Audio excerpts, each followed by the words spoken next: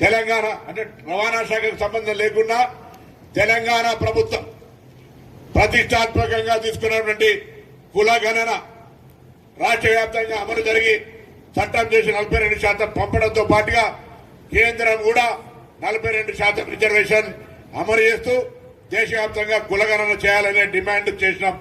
తెలంగాణ ఆదర్శంగా దేశానికి ఉన్నాం.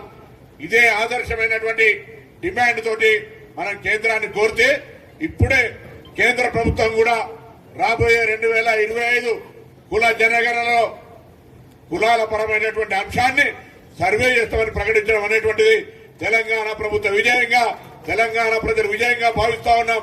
ఇది మామూలు విషయం కాదు. చాలా కాలంగా 1931లో ఆంగ్లేయుల కాలంలో ఈ జాతీయ జనగణన జరిగింది.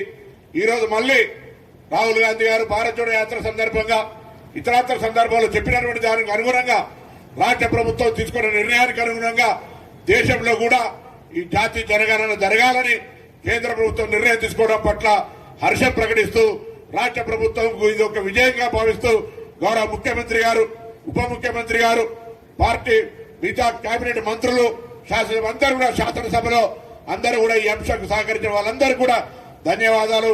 కేంద్ర ప్రభుత్వానికి కూడా ధన్యవాదాలు. ఇంత పెద్ద గొప్ప చారిత్రాత్మక నిర్ణయం ఆలస్యమైన ఈ రోజు రాబోయే కులగణన జనగణన లోపల కులగణన చేయాలని నిర్ణయం తీసుకోవడం పట్ల తెలంగాణ రాష్ట్ర బ్యాక్వర్డ్ క్లాస్ వెల్ఫేర్ మినిస్టర్ గా నేను హృదయపూర్వకంగా అభినందనలు, సంతోషాన్ని వ్యక్తం చేస్తా ఉన్నా. ఈ తెలంగాణ ప్రభుత్వ విజయంగా భావిస్తా ఉన్నా. అదేవిధంగా ఈరోజు రవాణా శాఖకు